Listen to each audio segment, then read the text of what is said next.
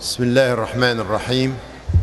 Donc la première question c'est, j'aimerais connaître votre lecture sur le conflit du Mali.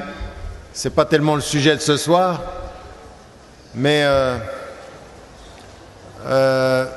si vous allez sur le site tarikramadan.com, vous allez voir que j'ai quelques articles qui ont été écrits sur cette question-là, où effectivement j'ai pris une position très très claire sur le fait que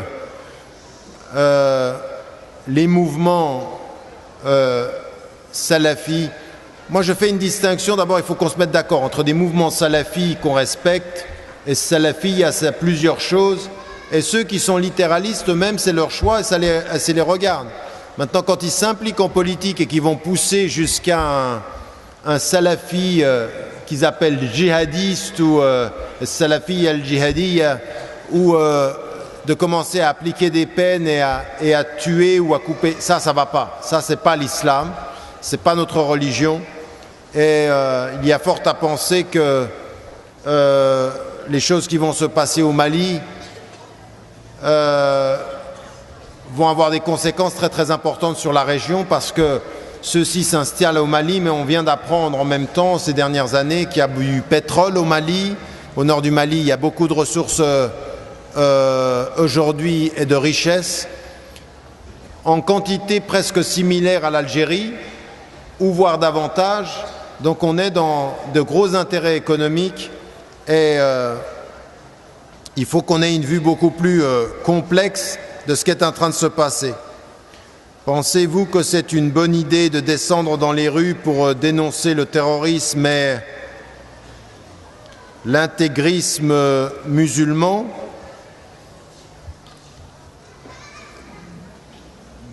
Oui, je veux dire, moi je ne suis pas forcément pour qu'on descende dans les rues comme ça, mais qu'on dise clairement que ceux qui utilisent l'islam pour tuer, ou qui annoncent qu'ils le font au nom de l'islam, ou ceux qui ont... D'abord il faudrait se mettre d'accord sur les termes. Le mot intégrisme musulman, c'est un mot qui est complexe, et vous verrez que je l'ai aussi dans certaines cassettes répondu à cette question de la terminologie. Donc... mais dénoncer le comportement de certains musulmans quand il s'agit de tuer des innocents ou d'avoir des attitudes qui sont contre nos références, ça il faut le faire. Maintenant, trouver le meilleur moyen d'être entendu également. Est-ce que avoir de l'intelligence et pas de foi est un défaut chez un musulman? Est-ce que d'avoir de l'intelligence et pas de foi est un défaut chez un musulman? Ça c'est une question bizarre. Comment un musulman ne peut pas avoir de foi? C'est un musulman new look, ça. Avoir l'un sans l'autre, c'est de toute façon un défaut. Donc le meilleur, c'est essayer d'allier l'intelligence de sa foi et une foi intelligente, Inch'Allah, selon tout ce qu'on a dit ce soir. L'intelligence émotionnelle existe-t-elle? Oui, il y a effectivement quelque chose qui est de l'ordre de l'intelligence émotionnelle et qu'en islam, on reconnaît. Quelle est la vraie signification du mot cœur? Non, ce n'est pas l'organe qui bat. Le cœur, c'est quelque chose, c'est une dimension de l'être qu'on sent à l'intérieur, qui n'est pas forcément le cœur qui bat, mais le cœur qui bat en dit quelque chose. C'est-à-dire que quand on est touché à l'intérieur, qu'on sent quelque chose à l'intérieur, et qu'on a une espèce de rapprochement avec Dieu, parfois le cœur bat plus vite. Donc, le cœur physique est la conséquence du fait qu'il y a une dimension en nous qui est notre être profond, avec lequel on sent, avec lequel on peut voir, et qui n'est pas, comme on le dit certains scientifiques aujourd'hui, simplement les synapses ou la façon dont fonctionne la façon dont fonctionnent nos neurones. En islam, il y a une idée de quelque chose qui est en nous, qui détermine notre être et qui est lié à ar-ruh, c'est-à-dire la dimension divine, spirituelle qui est en nous et qu'on peut sentir quand on se sent bien, quand on est avec Dieu, quand on se sent bien, quand on fait à des moments donnés même, ça provoque des larmes, mais ça vient de l'intérieur très très profondément. C'est de ça dont on parle quand on parle du cœur. C'est pour ça que le prophète, alayhi salam, sans mentionner le cœur, mais en mentionnant l'intériorité, il avait dit « Ha huna taqwa ». La conscience de Dieu, la piété, elle est là, elle est à l'intérieur. On la sent, mais ne la localisez pas au niveau du cœur physique. Le cœur physique est uniquement sa représentation, en tout cas sa traduction. Le monde est en pleine transition, la technologie arrive à son sommet, les musulmans n'arrivent pas à suivre. Qu'est-ce qui les freine? Eh bien, ce qu'on a dit. D'ailleurs, il y a beaucoup de femmes et d'hommes qui sont au sommet de la technologie. Et donc, ce qu'il leur faut, c'est s'engager davantage, c'est de comprendre que le fait de maîtriser la technologie, c'est une chose qui est liée à ce qu'on croit être juste. Les premières générations de musulmans étaient des scientifiques, des philosophes, des artistes. Ils avaient toutes ces dimensions-là. Et aujourd'hui, nous, on a réduit notre foi à quelque chose de tout à fait réducteur. On a fait de notre foi quelque chose de vraiment très réducteur. Et il faut de ce point de vue que l'on offre la possibilité aux femmes et aux hommes de s'engager davantage dans la maîtrise des technologies. Comment lutter contre les agressions répétées vis-à-vis des musulmans?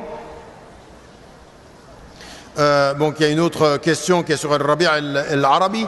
Donc là, simplement, j'ai tout souvent répété, la meilleure façon de répondre aux agressions, c'est souvent de les ignorer. لا تسبوا الذين يسبون الله بغير non لا تكونوا كالذين comment c'est le verset? لا تسبوا الذين يدعون بدون الله فيسبوا الله عدوا بغير علم. Donc là, ça aussi, c'est aussi important. Ne critiquez pas ceux en quoi les gens croient sans Dieu, alors ils finiraient par par insulter Dieu, par adversité ou par vengeance sans connaissance, dans l'ignorance. Il faut éviter ça. Il faut qu'on évite, nous, de répondre à l'agression par l'agression. Ça, c'est aussi important. Quant au Rabi' al-Awwal, vous avez la réponse au Rabi' al-Arabi, ce que j'appelle pas, moi, le printemps arabe. Vous avez la réponse dans le livre, je ne vais pas m'attarder maintenant à faire une autre conférence là-dessus. Enfin, comment réagir face à des personnes qui disent que les musulmans tuent des pauvres innocents? Il faut dire qu'il y a effectivement des musulmans qui tuent des pauvres innocents et qu'on n'est pas d'accord avec eux, mais que c'est d'abord pas tous les musulmans, comme il y a de toutes les traditions des gens qui sont tués et qui sont des innocents.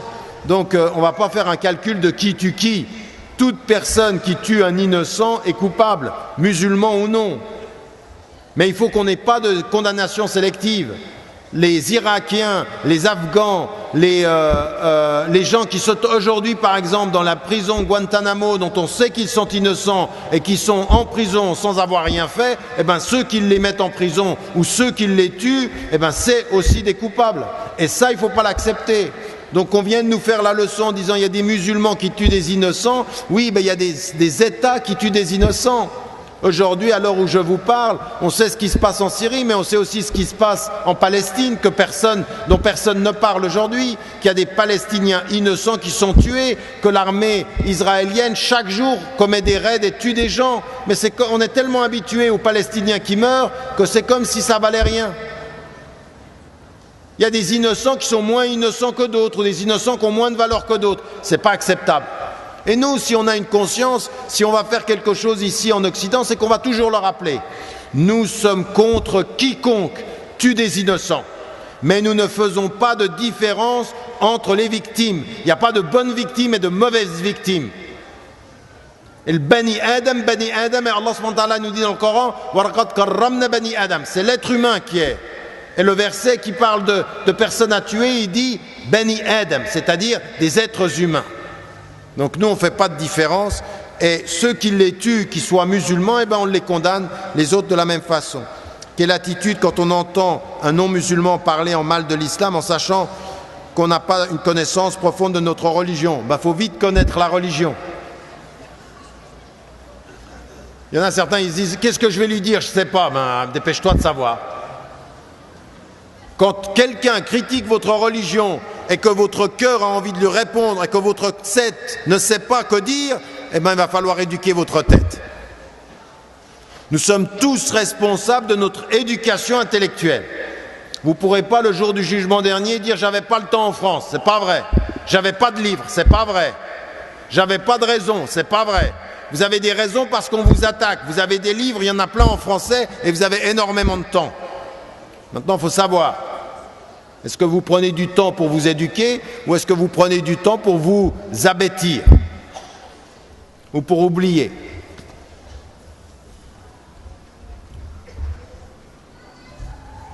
Mon père n'est pas musulman, puis-je prier pour lui? Ça, c'est une bonne question. Et vous avez certains savants qui s'arrêtent en disant « on ne prie pas pour les kuffars ». Non, vous pouvez demander à Dieu d'ouvrir le cœur de votre père.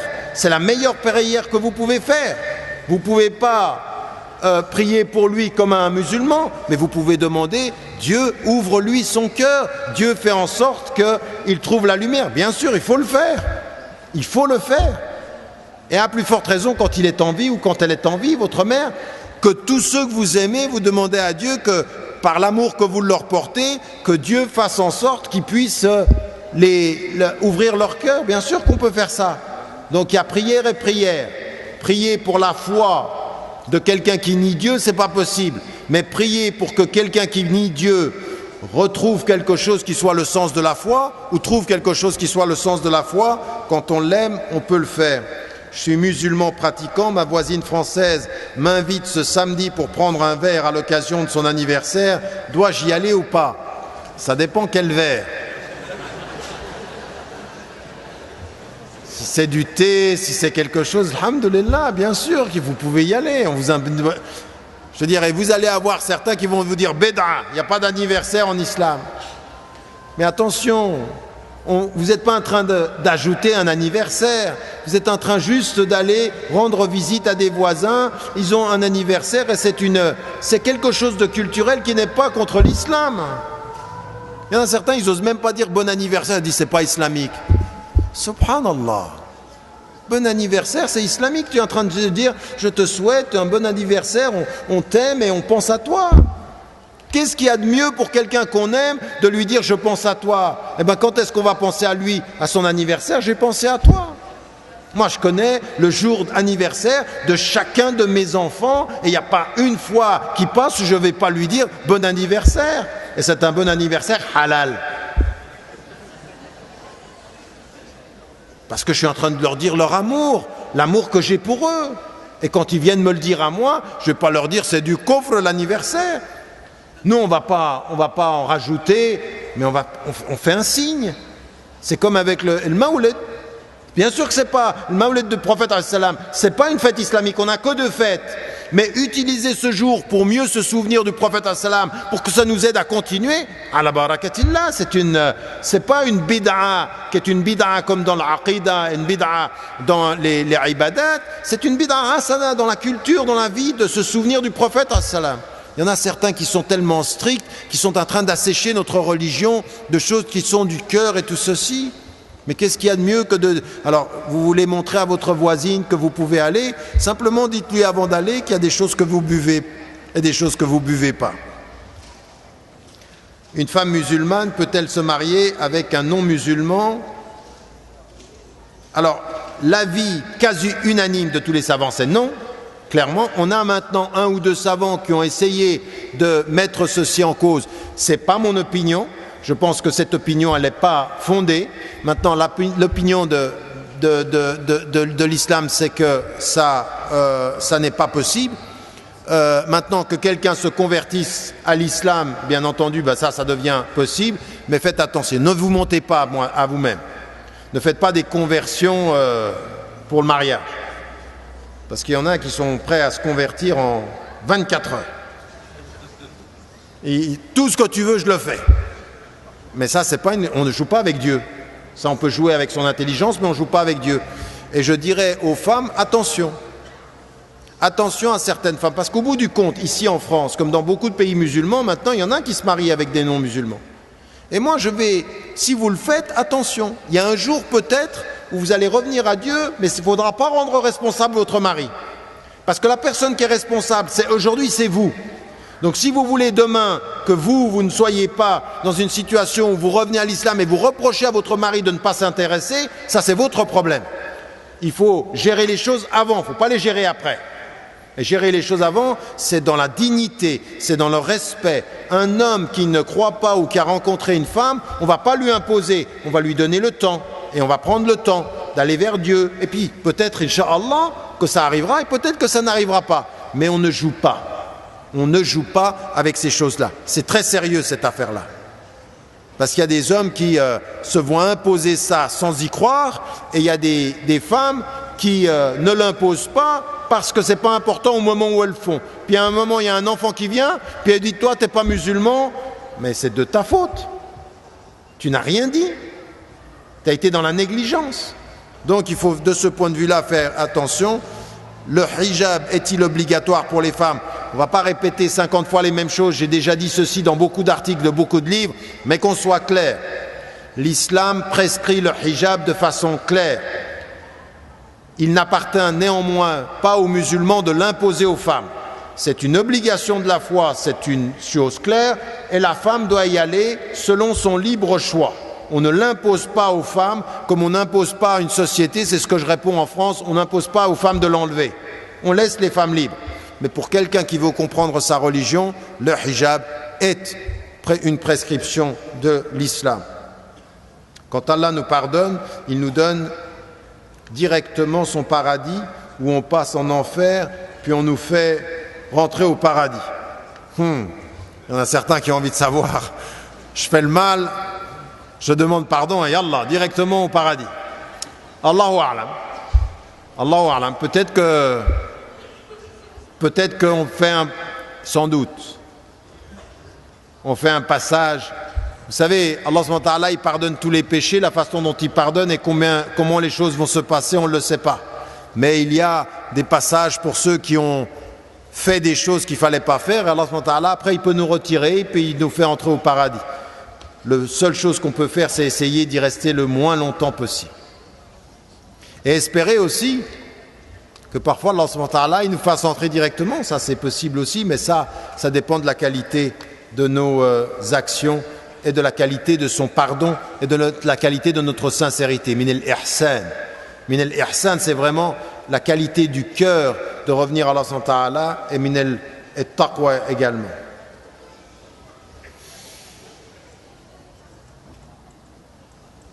Alors, mon enfant a des maladies endocriniennes, il n'accepte pas ce que Dieu lui a donné pour mieux gérer.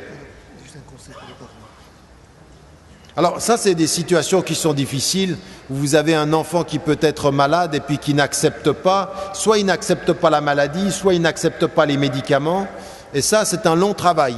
Pour les parents, il faut vraiment être dans l'accompagnement. Il ne faut pas culpabiliser l'enfant, il ne faut pas faire pression. Une maladie ne se guérit devant Dieu que, quand on accepte d'être malade, on accepte sa maladie, et deux, on accepte de pouvoir lutter contre, avec l'aide des médicaments, avec l'aide des médecins, et puis avec le tawakkul ala Allah, c'est-à-dire qu'il y a plusieurs choses. L'ordre psychologique, on le sait maintenant. Il y a des personnes qui ont réussi à se sortir du cancer parce qu'ils avaient assumé de l'avoir et ils luttaient. C'est-à-dire il y a un phénomène psychologique. On a vu par exemple des sportifs qui, quand ils sont atteints par un mal, c'est la force, la volonté. Et donc la volonté, elle est basée sur quoi dans notre cas? C'est s'en remettre à Dieu en lui demandant de nous aider et s'en remettre avec sa volonté dans la lutte. C'est les deux choses. C'est exactement ce que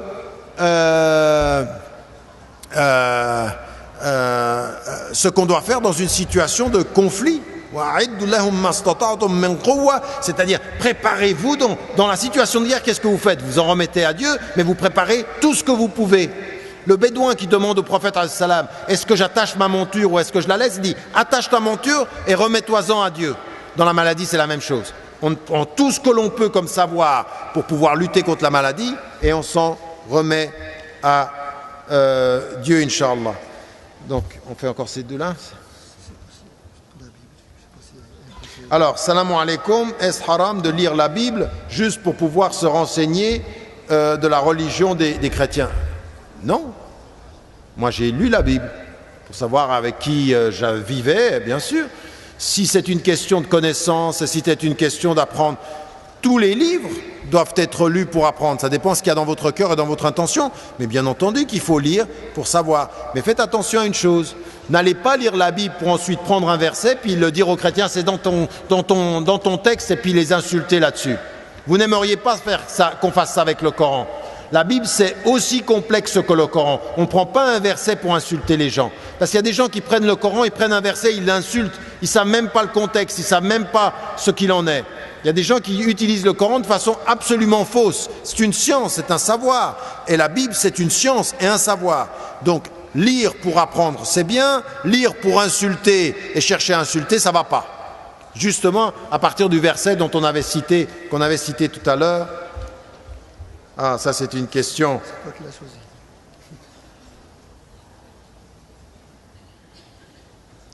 Alors, fumer la chicha ou la cigarette annule-t-il les ablutions? Mon cousin m'a dit qu'un imam lui a dit que ça n'annulait pas les ablutions. Sur le plan du principe, ça n'annule pas les ablutions. Sur le plan du strict principe, ça n'annule pas les ablutions. Moi, c'est une question plus fondamentale que je posais tout à l'heure. C'est le fait de fumer en soi. Donc, le fait de fumer en soi, si on voit, parce que la cigarette n'était pas là à l'époque du prophète, et dans les conditions de ceux qui enlèvent les ablutions, c'est tout ce qui sort du corps. Oui, c'est tout ce qui sort du corps. Et ça, en général, c'est pas quelque chose ou qui touche, mais d'une façon qui est najas. La cigarette et tout ceci n'est pas lié à ceci. Cela étant, beaucoup, par la qualité, le manque de qualité morale de la cigarette, ils vont faire leurs ablutions quand même pour enlever le goût de la bouche et tout ceci. Ce qui, pour moi, si vous fumez, ça c'est le minimum. C'est le minimum pour moi. Mais encore une fois, ce n'est pas une condition qui est une condition stipulée.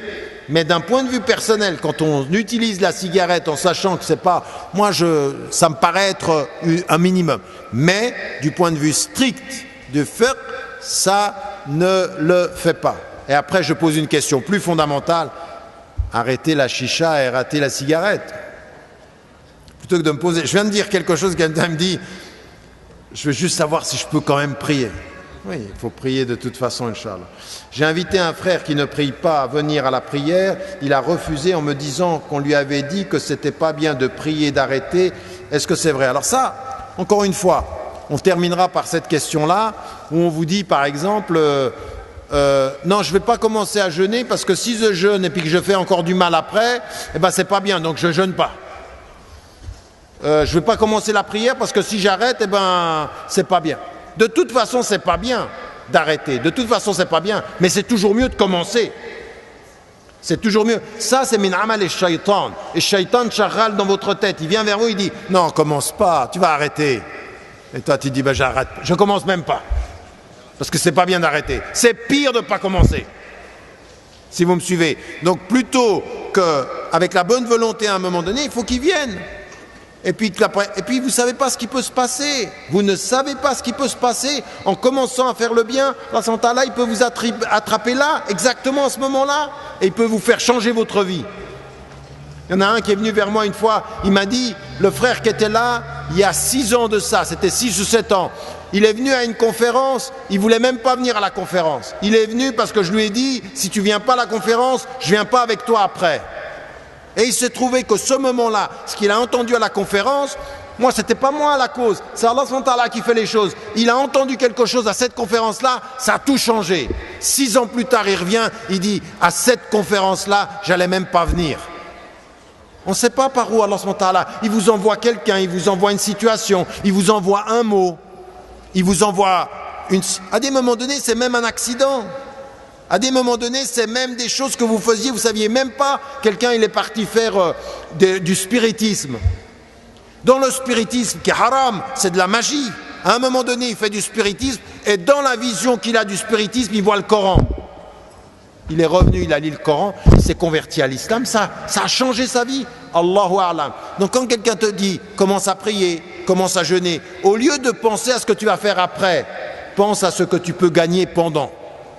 De ce que tu peux gagner. Et après, tawakkal ala Allah, ça pourra être bien, et même si tu retombes, il faudra te relever. Mais ne pas commencer sous prétexte que tu vas tomber, ça c'est exactement le shaitan qui est en train de te jouer avec ton esprit. Ou soit c'était shaitan, c'est exactement. C'est ce par quoi tu finis le Coran, non? Les derniers versets du Coran, surat Qul a'udhu bi rabbin nas, malikin nas, ilahin nas, tout ce verset-là. Et le waswas c'était shaitan. C'est ce qui rentre dans toi qui te fait penser, ne commence pas. Reste là. Ne commence pas parce que de toute façon tu n'es pas prêt. Il y en a certains qui me disent, tu vas être prêt quand? Dès que dans ta tête tu penses que tu n'es pas prêt, c'est que tu es déjà prêt. Parce que si tu n'étais pas prêt, tu ne penserais pas que tu n'es pas prêt. Vous me suivez? Quand tu te dis je suis pas prêt, c'est que tu es prêt. Mais tu penses que tu n'es pas prêt parce que quelqu'un joue avec ta tête. Mais si tu as les moyens de te dire que tu n'es pas prêt, c'est que tu es prêt. وتوكلوا على الله إن شاء الله والله أعلم وأعلى وأحكم إن شاء الله. أعوذ من الشيطان الرجيم بسم الله الرحمن الرحيم. اللهم نسألك بأننا نشهد أنك أنت الله الأحد الصمد الذي لم يلد ولم يولد ولم يكن له كفوا أحد. اللهم نسألك رضاك والجنة ونعوذ بك من سخطك والنار. اللهم نعوذ بك من أن نشرك بك شيئا نعلمه ونستغفرك لما لا نعلمه. اللهم اجعلنا من الموحدين. اللهم اجعلنا من الذين يقولون لا إله إلا أنت لا حول ولا قوة إلا بك. اللهم تقبل منا صلاتنا وركوعنا وسجودنا ودعاءنا. اللهم تقبل منا أعمالنا وثبت أقدامنا. اللهم اجعلنا من أهل القرآن.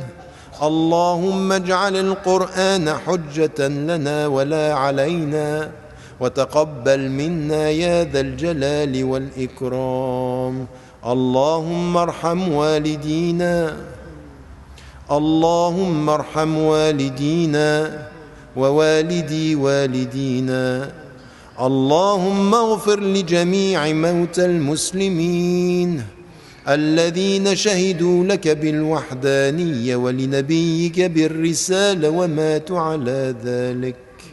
اللهم أكرم نزلهم ووسع مدخلهم وأنزل على قبورهم الضياء والنور والفسحة والسرور.